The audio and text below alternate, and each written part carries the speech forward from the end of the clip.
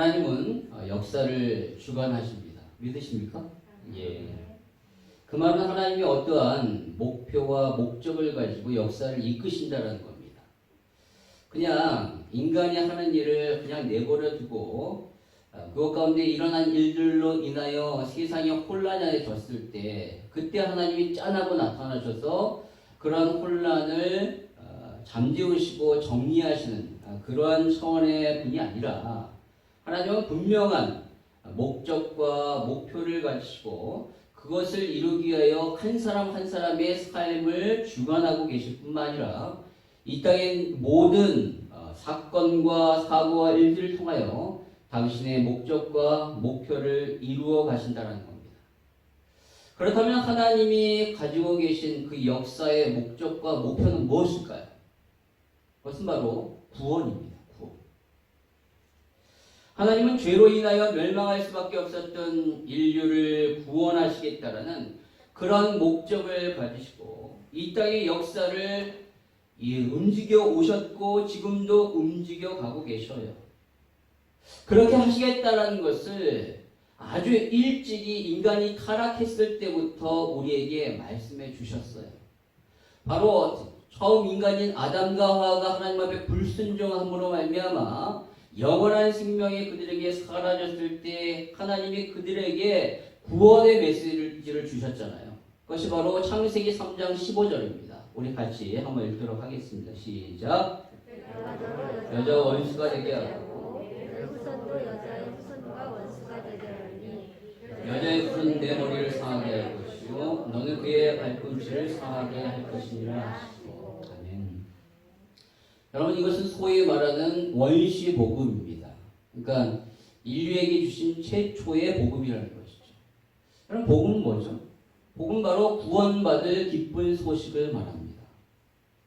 타락의 결과인 영원한 죽음과 저주에서 구원받는 그 기쁜 소식을 하나님이 우리에게 처음부터 주셨어요.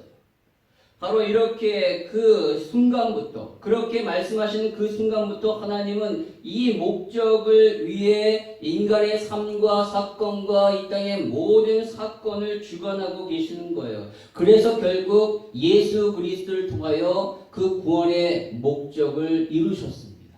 그리고 지금은 모든 사람들이 그 구원을 받게 하시기 위하여 교회를 통하여 역사를 움직이고 계시는 것이죠.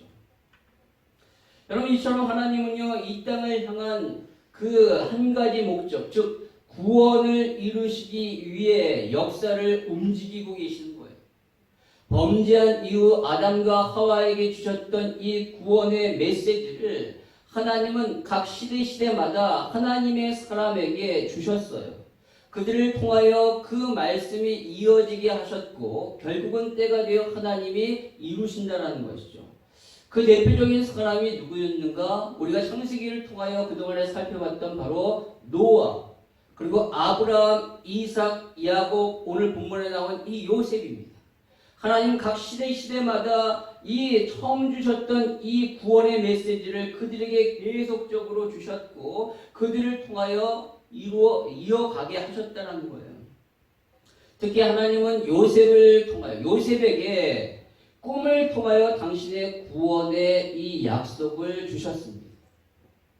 그럼 그 꿈이 뭐죠? 요셉이 꿨던 꿈. 바로 형제들이 세웠던 볕단이 자신이 세웠던 그 볕단에게 절을 합니다. 그리고 하늘의 해와 달과 열왕별이 자신에게 절을 하는 그런 꿈이에요. 여러분, 이것이 단순히 하나님이 요셉을 높이겠다라는 꿈일까요? 만약에 그렇다면 요셉이 총리가 되었을 때 그 꿈은 이루어지는 거예요. 그러나 그 꿈은 단순히 요셉 개인을 높이겠다는 꿈이 아니라 바로 요셉을 통하여 야곱 가문과 또 그 가문을 통하여 이루어질 이스라엘 민족, 그리고 더 나아가 그 당시에 고대 근동 지역 전체를 살리겠다는 그런 꿈입니다. 그러기 위하여 하나님은 요셉을 높이신 거예요. 요셉을 애굽의 총리가 되게 하셔서 그 꿈을 이루시기 위하여 그렇게 하신 것이죠. 즉 하나님이 그에게 주신 꿈은 그냥 개인의 영달을 위한 꿈이 아니라 바로 가문과 민족과 전 세계를 살리고자 하는 그런 꿈이었다는 것이죠. 그럼 한번 보실까요? 요셉이 총리가 되어서 바로의 꿈을 해석했던 것처럼 7년 동안 풍년을 경험하게 되고 그 이후에 흉년이 들게 됩니다. 그런데 그 흉년이 얼마나 끔찍했으면 앞에 있었던 7년간의 풍년이 전혀 생각할 수 없을 정도의 그런 끔찍한 흉년이었다라고 41장 30절은 말하고 있어요. 후에 7해 흉년이 들므로 애굽 땅에 있던 풍년을 다 잊어버리게 되고 이 땅이 그 기근으로 망하리니 라고 요셉이 바로에게 그 꿈을 해석한 그대로 엄청난 흉년이 들게 됩니다. 그런데 그 흉년의 범위가 단순히 애굽에만 머물지 않고 54절에 보니까 요셉의 말과 같이 7해 흉년이 들기 시작함에 각국에는 기근이 있으나 그리고 56절에 보면 온 지면에 기근이 있음에 라고 말하고 있어요. 단순히 한 나라에 국한된 그런 기근이 아니에요.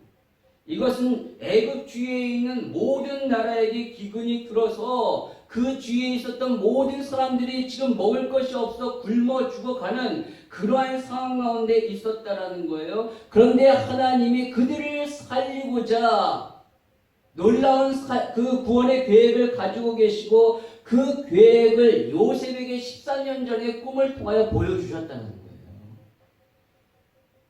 그런데 요셉은 자기가 그 하나님 앞에 그런 꿈을 받았음에도 불구하고 그 꿈의 의미를 모릅니다.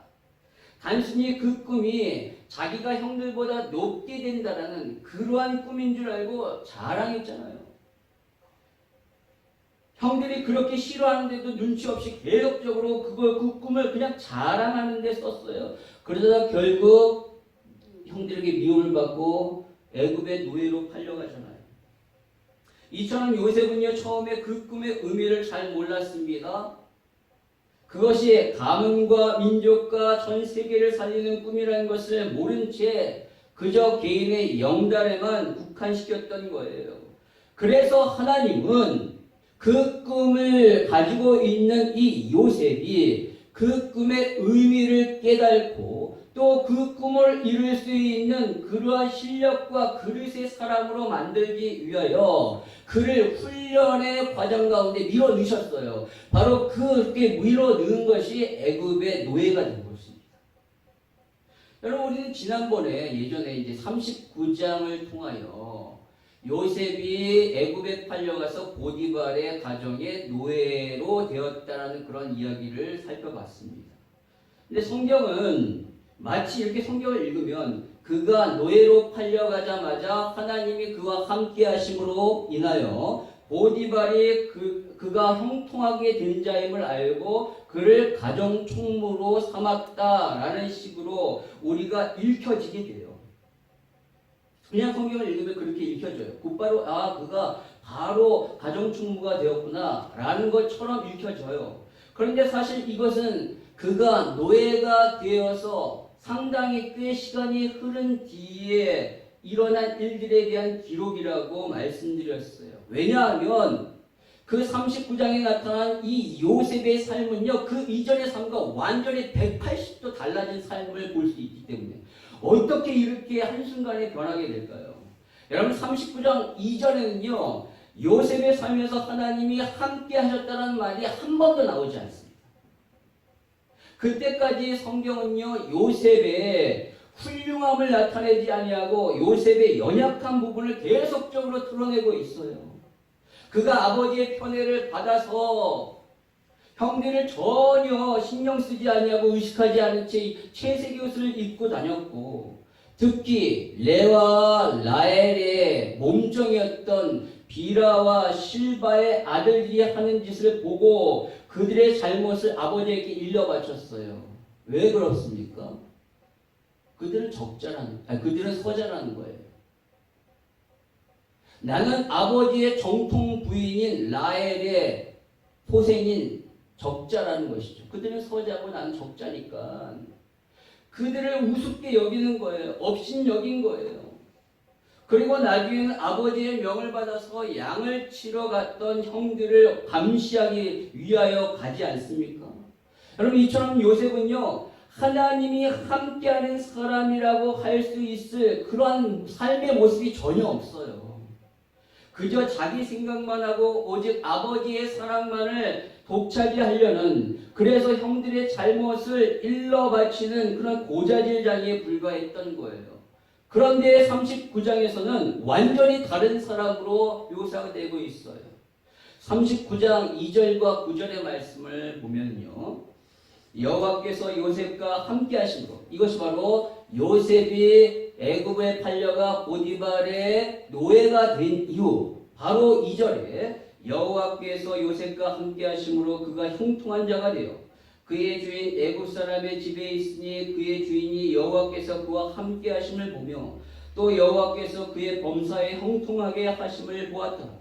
요셉이 그의 주인에게 은혜를 입어 섬김에 그가 요셉을 가정 총무로 삼고 자기의 소유를 다 그의 손에 위탁하니 그가 요셉에게 자기의 집과 그의 모든 소유물을 주관하게 한 때부터 여호와께서 요셉을 위하여 그 애굽 사람의 집에 복을 내리심으로 여호와의 복이 그의 집과 밭에 있는 모든 소유에 미친지라. 노예로 팔려갔어요.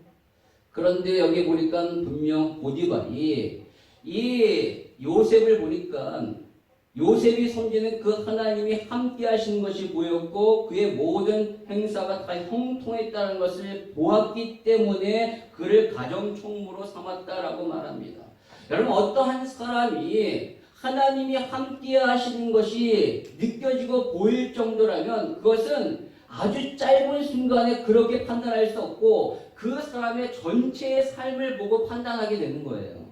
그리고 그가 하는 모든 일에 형통하게 되었다는 것은 그 사람의 삶을 오랫동안 지켜봤기 때문에 나오는 결론이라는 거예요. 여러분, 안 그러겠습니까? 아무리 머리가 똑똑하고 뛰어난 실력을 가지고 있다 할지라도 자기 집에 잡혀온 노예에게 어떻게 자기 집에 있는 재산과 모든 것을 다 맡길 수가 있겠어요? 여러분 같으면 그렇게 하겠어요?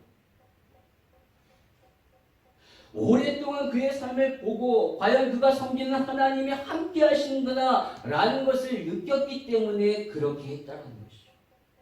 따라서 요셉은요, 오랜 시간 동안 연단받으면서 하나님의 함께 하심을 경험했던 것입니다.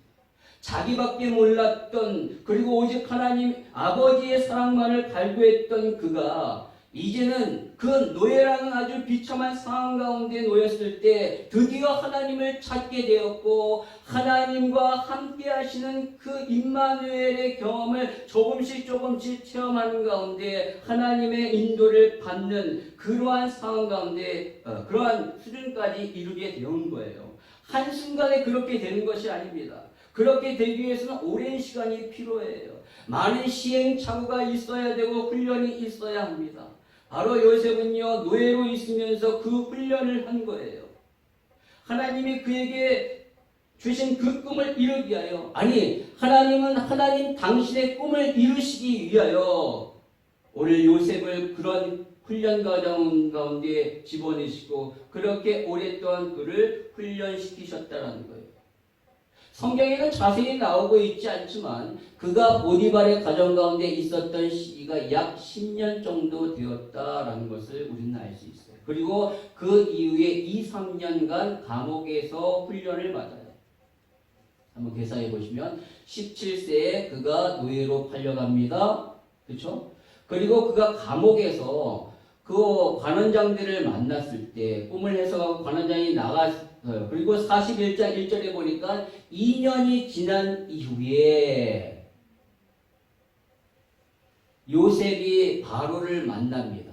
바로를 만나 총리가 되었을 때가 30세예요. 그러니까 13년 동안 그는 훈련을 받았는데 2년 혹은 3년간 감옥에 있었으니까 보디발의 집에서는 약 9년 내지 10년간 있었다는 것을 우리는 알 수 있는 것이죠. 여러분, 그래서 이제 드디어 오늘 요셉은요, 바로의 꿈을 해석해서 애굽의 총리가 됩니다. 그럼 이 얘기는 너무나도 잘 아실 거예요. 술 맡은 관원장이 감옥에서 술 맡은 관원장의 꿈을 해석해 줍니다. 그래서 술 맡은 관원장은 풀려나고 복직을 나게 되고 떡 맡은 관원장은 꿈대로 죽게 되죠. 그런데 그 술 맡은 관원장이 풀려나고 2년이 지났을 때 바로가 꿈을 꿔요. 어떤 꿈을 꾸는가? 오늘 성경에 보니까 아름답고 살진 7 암소가 강에서 올라와서 밭에서 뜯어먹고 있었는데 그 뒤에 흉하고 파리한 7 암소가 강에서 올라와 그 살찐 소를 잡아먹습니다. 너무 이상하잖아요. 흉흉하죠. 그런데 또 꿈을 꿨어요. 조금 있다가 꿈을 꿨는데 이번에는 무성하고 풍성한 7 이삭이 나왔는데 후에 가늘고 마른 7 이삭이 나와서 그 무성한 이삭을 삼켜버립니다. 아침에 깨서 보니까 너무나도 마음이 편치 않는 거예요. 그래서 애굽에 있는 모든 점술과 현자들을 불러서 이 꿈을 해석하도록 했는데 해석하는 사람이 아무도 없는 겁니다. 그때 그것을 지켜보고 있었던 술 맡은 관원장이 드디어 2년 전에 자기가 경험했던 그 일이 떠오른 거예요. 여러분, 우리가 지난번에 살펴봤듯이 술 맡은 관원장이 2년 동안 요셉을 잊어버리고 있었던 것, 그것이 바로 하나님의 은혜였다는 거예요. 왜 그럴까요? 왜냐하면 그가 만약에 감옥에 풀려나자마자 요셉을 기억했다라면 이제 술 맡은 관원장 최고의 위치에 있으니까 요셉을 감옥에서 나오게 할 거 아니에요. 그러면 요셉은 어디로 가겠습니까? 당연히 아버지가 있는 그 집으로 가겠죠. 그러면 요셉이 바로를 만날 수가 없어요. 그런데 그가 2년 동안 까마득하게 잊고 있다가 바로가 꿈을 꾸었을 때 그때 생각난 것, 이것이 은혜예요. 바로 그랬기 때문에 요셉이 바로를 만날 수 있었고 결국 애굽의 총리가 될 수 있었다라는 것이죠. 요셉은 2년 동안 너무나도 괴로워했을 거예요. 술 맡은 관원장이 너무나도 미웠을 겁니다. 그리고 조금은 하나님을 원망하기도 했을지 몰라요. 그러나 그의 생각과는 다르게 하나님은 완벽한 타이밍을 가지고 계신 거예요. 그 2년의 시간이 헛된 시간이 아니라 바로를 만나게 하시는 시간이고 또 바로를 만나 그의 꿈을 해석할 수 있는 지혜와 능력을 훈련시키는 그런 시간이에요. 오늘 요셉은요, 바로를 만나서 그의 꿈을 해석해 줍니다. 바로의 꿈은 무엇이죠? 어떤 의미죠? 바로의 꿈은 바로 7해 흉년이 있은 이후에 7해 흉년이 있다라는 그런 꿈이에요. 그런데 이것에 대하여 이렇게 얘기할 때 오늘 요셉이 어떤 자세로 얘기하는지 아십니까? 바로가 요셉을 만났을 때 오늘 15절에 이렇게 얘기합니다. 너는 꿈을 들으면 능히 푼다 하더라 라고 말했더니만 요셉이 16절에 요셉이 바로에게 대답하여 이르되 내가 아니라 하나님께서 바로에게 편안한 대답을 하시리이다 라고 말합니다. 여러분 무슨 말이죠? 내가 아니라 하나님께서 꿈을 해석하신다라는 거예요. 내 능력이 아니라 하나님의 능력이고 하나님이 그것을 주신다라는 것이죠. 여러분 그리고 또 뭐라고 말하냐면 25절에 요셉이 바로에게 아뢰되 바로의 꿈은 하나라 하나님이 그가 하실 일을 바로에게 보이심이니이다. 그냥 앞으로 이런 일이 일어날 것입니다 라고 얘기한 것이 아니라 하나님이 하실 일을 보여주실 것입니다. 또 28절에 내가 바로에게 이르기를 하나님이 그가 하실 일을 바로에게 보신다 함이 이것이니라. 마지막으로 32절에 바로께서 꿈을 2번 겹쳐 꾸신 것은 하나님이 이 일을 정하셨습니다. 하나님이 속히 행하시리니 라고 말해요. 요셉은요 계속해서 하나님이 하신다라고 말합니다. 하나님이 하신다. 그의 입에서 앞으로 일어날 모든 일이 다 하나님이 하실 일이다. 곧 그 말은요 역사의 주관자는 하나님이시다라는 거예요. 여러분 이 얼마나 놀라운 고백입니까? 그가 아버지 집에 있었을 때는 한 번도 하나님을 언급한 적이 없어요. 그런데 그가 노예로 팔려가 보디발의 집에 있으면서 온갖 더럽고 힘들고 굳은 일을 하면서 그는 하나님을 찾았고 하나님이 함께 하신 것을 경험했으며 하나님의 도우심을 체험한 거예요. 그래서 나중에 보디발의 아내가 그를 유혹했을 때 그가 뭐라고 고백합니까? 당신은 주인의 아내이오니 내가 어떻게 당신을 이렇게 건질 수 있습니까? 라고 얘기한 것이 아니라, 거기서 끝난 것이 아니라 39장 9절에 내가 어찌 이 큰 악을 행하여 하나님께 죄를 지으리까? 무슨 말입니까? 그는 하나님을 의식하는 사람이 된 거예요. 그의 마음이 늘 자신이 하나님 앞에 있음을 알고 하나님을 향해 있는 그런 사람이 된 거예요. 그 13년간 노예로 있고 감옥에 있으면서 그의 생각이 바뀐 거예요. 결코 그 시간이 죽을 고생을 한 헛된 시간이 아니라 그를 견고한 믿음의 사람으로 세우시는 하나님의 놀라운 훈련의 시간이었다는 거예요. 여러분 중에 지금 나는 너무나도 헛된 고생의 시간을 보내고 있어 라고 생각하고 계신 분이 있습니까? 아니라는 거예요. 아닙니다. 하나님은 그러한 시간을 여러분이 겪게 하고 계신 것이 아니라 하나님은 여러분이 견고한 믿음의 사람이 되게 하기 위하여 지금 여러분을 훈련시키고 계시는 거예요. 결단코 죽을 고생할 헛된 시간이 아니라 여러분을 견고하게 세우시기 위해 믿음의 사람으로 세우시기 위한 그런 훈련이라는 거죠.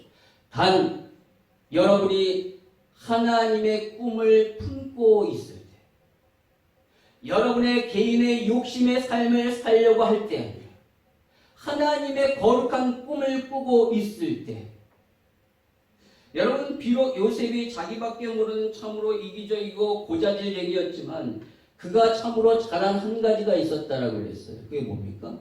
바로 하나님이 주신 꿈, 그 꿈을 놓치지 않았다는 거예요.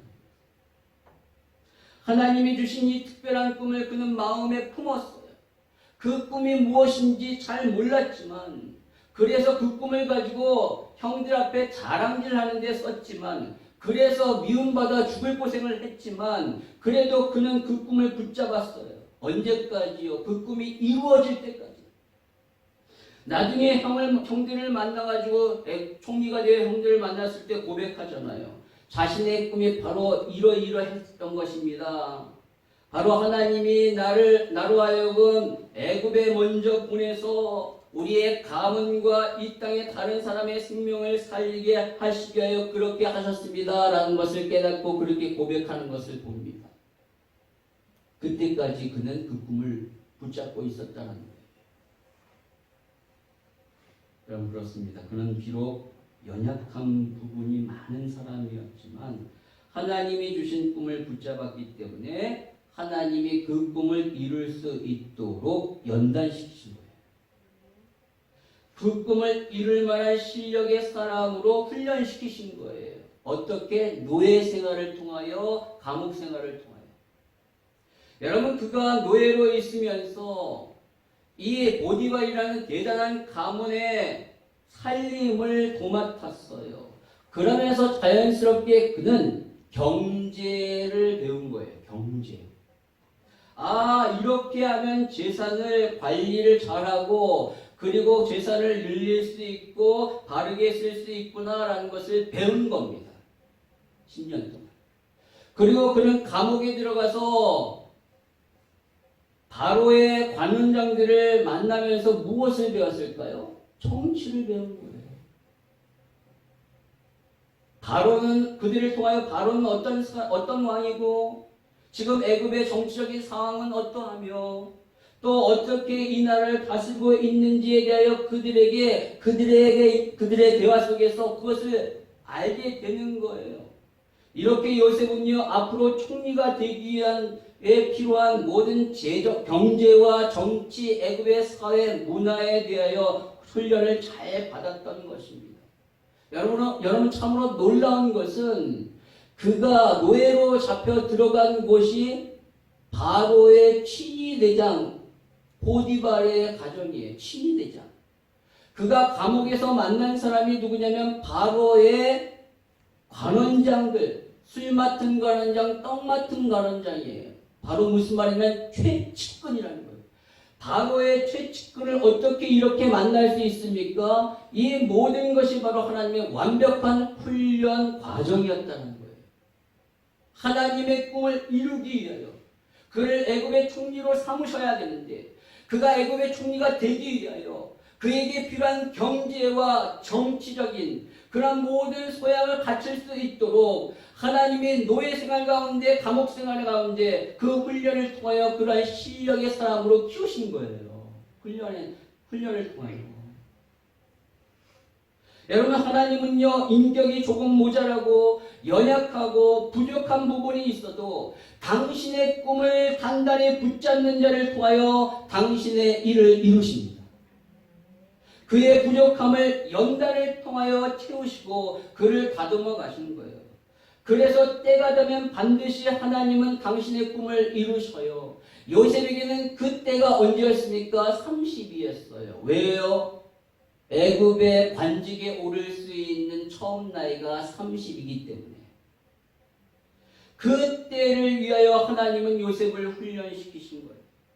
여러분, 저는 오늘 요셉이 이렇게 총리가 될 수 있었던 가장 중요한 원인 중에 하나가 바로 그가 하나님의 꿈을 놓지 않았기 때문이었다라고 보는 겁니다.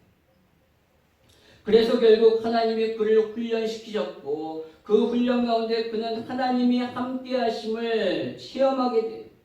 그 함께 하심이 어느 정도 수준까지였는가? 보디발이 보일 정도로, 그래서 가정총무로 삼고 감옥의 간수장에 볼 정도로, 그래서 다른 죄수를 관리할 수 있도록 할 정도까지 그는 그러한 훈련을 받은 거예요. 여러분, 따라서 하나님이 주신 그 꿈을 여러분 마음속에 언약으로 삼으시기 바랍니다. 그 꿈을 여러분의 삶의 목적과 목표로 삼으셔야 돼요. 이 땅 가운데 잘 먹고 잘 살기 위한 삶의 목표가 아니라 하나님의 꿈을 이루기 위한 그 꿈이 나의 삶의 목적과 목표가 되어야 됩니다. 그렇다면 하나님의 꿈이 무엇이라고 했습니까? 바로 생명을 살리는 꿈이에요. 하나님이 이 땅을 향하고 가지고 계셨던 그 구원의 꿈, 나를 통하여 다른 사람의 생명을 살리고자 하시는 그 꿈을 저와 여러분에게 모두 주셨어요. 물론 사람마다 각 그 어떤 상황과 그런 것은 다 다르고 그것을 이루고자 하는 과정은 다르지만 분명한 목적은 여러분을 통하여 여러분의 주위에 있는 사람을 살리는, 그것을 하나님은 우리에게 꿈으로 주셨다는 것입니다. 그 꿈을 여러분이 품으신다면 하나님이 여러분과 함께 하셔서 여러분의 삶을 이끄실 거예요. 오늘 요셉과 함께 하셨던 것처럼 여러분의 삶에 함께 하셔서 여러분의 삶의 요셉처럼 범사에 형통케 하실 줄 믿습니다. 그런데 여러분, 여기서 말하는 형통이라는 것은 일이 잘 되고 번창해지는 것이 아니라고 했어요. 여기서 성경이 말하고 있는 형통이라는 것은 바로 하나님의 꿈이 이루어져 가도록 되어지는 것, 그것이 형통이에요. 비록 노예로 가고 감옥에 간다 할지라도 하나님의 꿈이 이루어진다면 그것이 형통이죠. 우리가 생각했던 그 형통이라면 요셉은요, 노예로 가면 안 됩니다. 우리가 생각하는 그 형통이라면 요셉은요, 감옥에 가면 안 돼요. 그런데 성경은 그렇게 갈 때마다 그가 하나님이 함께 하심으로 그의 모든 범사가 형통했다라고 말하잖아요. 왜요? 하나님의 꿈을 지금 이루어가고 있으니까. 여러분, 이러한 형통이 여러분의 삶에 있기를 소망합니다. 그러나 여러분, 우리가 놓치지 말아야 돼요. 아주 중요한 것은 우리의 마음에 하나님의 꿈을 품었다고만 해서 하나님의 꿈이 이루어지는 것이 아니라는 거예요. 오늘 요셉이 하나님의 꿈을 품고 13년 동안 고생했다라고 해서 그것이 이루어지는 것이 아니에요. 그것만으로 꿈이 이루어지지 않습니다. 그 꿈에 대한 대가를 지불하는 거예요. 여러분, 가나안을 가기 위해서는 반드시 광야를 지나야 합니다. 그리고 또한 가나안을 정복하기 위해서는 가나안에 있는 7 족속과 31명의 왕을 이겨야 돼요. 물리쳐야 합니다. 물론 가나안은 하나님이 우리에게 주셨어요. 이스라엘에게. 하나님이 이미 약속하셨고 그 약속을 그들이 언약으로 받았습니다. 그러나 그 언약이 현실화되고 그 언약이 이루어지기 위해서는 반드시 대가를 지불해야 돼요. 그들과 치열하게 싸우는 대가를 지불해야 합니다. 반드시 그렇게 싸웠을 때 승리하게 되는 거예요. 반드시 대가를 지불해야 하는데 그 대가는 바로 성실함에 달렸습니다. 성실함. 우리의 실력, 우리의 머리 아니라 성실함에 달렸어요. 오늘 요셉이 애굽의 총리가 된 것이 단순히 꿈 한 번 그가 잘 해석해서가 아니라는 거예요. 그가 총리가 되기까지 우리가 그 과정을 살펴봤잖아요. 그는 매 순간마다 성실했어요. 비록 노예로 잡혀갔지만 하나님의 꿈을 품고 그는 모든 일에 성실했습니다. 그렇기 때문에 보디발이 인정했어요. 하나님이 함께 하시는구나. 근데 너무너무 그의 삶을 보니까 성실하게 행하니까 모든 일에 잘 되는 거예요. 또 간수장도 그것을 인정했어요. 심지어 오늘 바로 역시도 그것을 인정합니다. 오늘 바로가 요셉의 꿈의 해석을 듣고 이렇게 말해요. 38절 39절에 보니까 우리 같이 한번 읽도록 하겠습니다. 시작. 바로가 그의 신하들에게 이르되 이와 같이 하나님의 영에 감동된 사람을 우리가 어찌 찾을 수 있으리요 하고 요셉에게 이르되 하나님이 이 모든 것을 내게 보이셨으니 너와 같이 명철하고 지혜인 자가 없도다. 오늘 요셉 외에 애굽에 있는 어떠한 사람도 꿈을 해석하는 사람이 없습니다. 여러분, 그가 꿈을 해석한 것 그의 실력일까요? 아닙니다. 하나님이 하시는 거예요. 그에게 바로의 꿈을 해석할 수 있는 지혜와 능력을 주셨어요. 그래서 오늘 바로가 요셉처럼 하나님의 영에 감동된 사람을 만난 적이 없다라고 말해요. 그리고 나서 그가 다음에 얘기했던 것이 뭐죠? 바로가 너와 같이 명철하고 지혜 있는 자가 없다라고 말합니다. 왜 요셉이 지혜롭고 명철하다고 얘기했을까요? 그것은 바로 단순히 그가 꿈만 해석해서가 아니라 바로 앞으로 일어날 일에 대한 어떻게 해야 할지 그 방안을 제시했기 때문에 그렇습니다. 오늘 33절 35절에 보니까 7년 앞으로 흉년이 들고 7년 흉년이 있는데 이 7년 흉년을 대비해서 이 7년 흉년일 때 애굽 땅에 생산된 곡식의 5분의 1을 거두십시오. 그리고 그것을 한 곳에 모으지 말고 각 성에 저장하셔서 나중에 백성들에게 효과적으로 나눠질 수 있도록 해야 합니다. 라고 말합니다. 그리고 그것을 위해 그것을 제대로 관리할 수 있는 책임자를 세우고 그 밑에 실질적으로 일할 수 있는 감독관을 세우십시오. 라고 제시를 한 거예요. 그럼 이것이 누구의 지혜죠? 요셉의 지혜. 요셉의 지혜. 물론 하나님이 주셨어요. 우리의 생각을 주관하시는 분이 하나님이십니다. 하지만 이 지혜가 요셉이 지금 방금 꿈을 해석하고 금방 나왔잖아요. 이렇게 금방 나올 수 있었던 것은 그의 삶을 통하여 얻은 지혜라는 거예요. 그는 10년간 보디발의 가정 총무 일을 하면서 재무 관리의 능력을 키웠어요. 이 3년간 감옥에 있으면서 다른 죄수를 관리하는, 즉 사람을 관리하는 그런 지혜를 얻은 거예요. 바로 그러한 지혜가 이때 나온 겁니다. 여러분, 이 지혜는 바로 삶을 통하여 얻은 지혜예요. 이 역시 하나님이 주신 거예요. 그런데 삶을 통하여 하나님이 이 지혜를 주신 거죠. 저는 이 지혜가 바로 성실함에서 나왔다라고 생각합니다. 그가 주어진 상황에서 최선을 다해 성실했기 때문에 이러한 지혜를 얻을 수 있었던 것이죠. 여러분, 성실은요, 꾸준함입니다. 성실은 정직함이에요. 정직하게 꾸준하게 그 일을 하면서 하나님이 지혜를 주신 거예요. 어떠한 분야에 뛰어난 지혜를 하나님이 정직하게 성실한 자에게 주시는 겁니다. 여러분, 한 분야의 최고의 전문가가 된 사람들을 조사해 봤는데 그들에게는 적어도 1만 시간의 연습이 있었다라고 합니다. 여러분 이것을 1만 시간의 법칙이라고 하는데 계산해 보면 1만 시간은요. 하루에 3시간이라고 하면 일주일에 3, 7에 20일 한 20시간이에요. 그러니까 일주일에 20시간, 이 20시간이 1만 시간이 되면 10년이 걸립니다. 10년. 그러면 하루에 6시간이면 5년이겠죠. 그러나 여러분 정말 1만 시간만 투자하면 그렇게 최고의 전문가가 될 수 있을까요? 이 법칙을 주장한 에릭슨 박사는 아니라고 말합니다. 중요한 것은 원리를 알아야 한다는 거예요. 원리를 모른 채 무작정 1만 시간만 채운다고 되지 않는데요.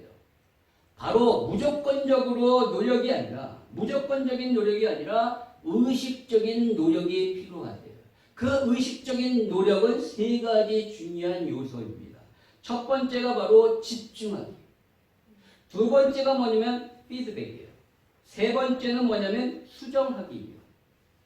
에릭슨 박사는 먼저 그 분야에 집중해야 하고 항상 그 분야의 전문가에게 피드백을 받아 자신이 잘하고 있는지를 점검해야 하며 그리고 잘못한 것이 발견되면 계속적으로 수정해야 한다라고 말해요. 그랬을 때 그 분야의 최고의 전문가가 될 수 있다는 것이죠. 결국 꾸준히 의식적인 노력을 기울였을 때예요. 그냥 꾸준히만 무작정 기울인 것이 아니라 꾸준히 이러한 과정을 거쳐 의식적인 노력을 기울였을 때 요셉이 꾸준히 하나님의 꿈을 의식하며 노력을 기울였을 때 그렇게 되고 2009년 1월 15일 뉴욕 라가디아 공항을 출발한 여객기 한 대가 노스캐롤라이나주 샤롯 국제공항을 향하여 날아가고 있었어요. 그런데 이륙한 지 2분 만에 새 대와 부딪히면서 엔진 2개가 고장났어요. 관제탑에서는 다른 공항으로 비상 착륙을 유도했지만 최슬리 기장은요. 지금 어떠한 공항으로도 갈 수 없는 그런 상태임을 알고 어떤 결정을 내렸냐면 허드슨 강에 활강하게 하는 것이 가장 안전하다라고 판단했습니다. 그래서 재빨리 방향을 틀어서 착수를 시작했죠. 착륙이 아니라 착수죠. 허드슨 강으로 이제 내려가요. 비행기는 약간 들려진 상태로 글라이더처럼 날아 수면에 닿았고요. 날개가 수평으로 물 위로 미끄러지다가 멈추었어요. 그래서 결국 155명의 승객들은 슬라이드 레프트로 재빨리 탈출할 수 있었습니다. 그리고 그 주위에 있었던 14척의 페리호와 뉴욕 경찰이 와서 승객을 구출했어요. 여러분 이 사건을 바로 허드슨 강의 기적이라고 불렀는데 그것이 나중에 영화로까지 나왔죠. 탐 행크스가 주연으로. 그런데 이 모든 것을 가능하게 했던 최슬리 기자는 나중에 어떻게 그렇게 할 수 있었습니까? 라고 물어보는 그 인터뷰에서 이렇게 대답했다라고 말합니다. 저는 지난 42년간 성실하게 저축했습니다. 그 저축은 바로 교육과 훈련과 경험입니다. 저축한 것이 큰 액수가 되었고 지난 1월 15일 저는 그것을 한꺼번에 인출했습니다.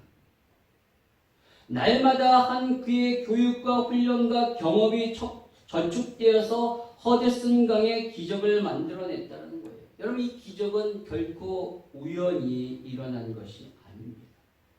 절체절명의 그 155명의 생명을 살릴 수 있었던 이 기적의 그 뛰어난 기술과 판단력은 매일 꾸준히 자신이 주어진 일을 감당한 성실함의 결과예요. 물론 하나님이 살려주셨습니다. 그러나 하나님이 그의 성실함을 사용하신 것이죠. 여러분 요셉이 그러했다라는 거예요. 그가 총리가 된 것 하나님이 하셨습니다. 그리고 끝. 아니라 그렇게 될 수 있지만 그렇게 될 수 있었던 것은 그가 모든 순간에 모든 일에 성실했기 때문에 그래요.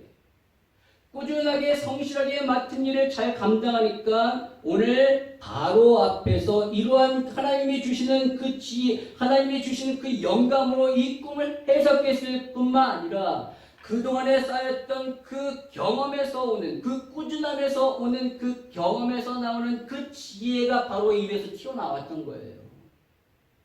여러분, 뛰어난 머리 좋아요. 뛰어난 실력 좋습니다. 그러나 그것만은 안 되고 성경은 말합니다.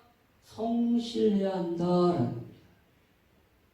여러분, 이 성실함은요, 도덕적인 측면에서 끝나지 않아요. 이 성실함은요, 분명히 믿음과 연결이 돼요. 희한하게 연결이 돼요. 굉장히 중요한, 믿음으로 더 나아가게 만드는 굉장히 중요한 원동력이라는 거예요. 여러분, 골리앗을 보세요. 골리앗, 그는 너무 뛰어난 사람이에요. 누가 봐도 최고의 군사입니다. 그런데 다윗이 이겼어요. 그한테는 상대가 안 될 그 다윗이 이겼어요. 물론 하나님이 이기게 하셨죠. 그러나 그가 던진 그 물매가 정확하게 골리앗의 이마에 맞았는데 성경에 보니까 박혔다라고 말하고 있어요. 골리앗의 상태가 어땠냐면 온 몸을 철갑으로 둘렀고 방패와 창이 어마어마하고 앞에 그 방패를 든 소년이 앞에 섰다라고 말하고 있어요. 골리앗에게 있어서 노출되어 있는 것은 딱 한 곳, 이마예요. 이마. 근데 그 이마를 정확하게 맞췄어요. 그것도 얼마나 세게 던졌던지 박혔다라고 말합니다. 평상시에 얼마나 그가 연습을 했으면 그랬겠습니까? 그는 고백합니다. 사무엘상 17장 34절에서 36절에 이렇게 고백하죠. 다윗이 사울에게 말하되 주의 종이 아버지의 양을 지킬 때 사자나 곰이 와서 양떼에서 새끼를 물어가면 내가 따라가서 그것을 치고 그 입에서 새끼를 건져내었고 그것이 일어나 나를 해하려고 하면 내가 그 수염을 잡고 그것을 쳐 죽였나이다. 주의 종이 사자와 곰도 쳤은즉 살아계신 하나님의 군대를 모욕한 이 할례받지 아니하는 블레 사람이니까 그가 그 짐승의 하나와 같이 되리이다 라고 말합니다. 여러분, 그의 용맹함이 어디서 나왔습니까?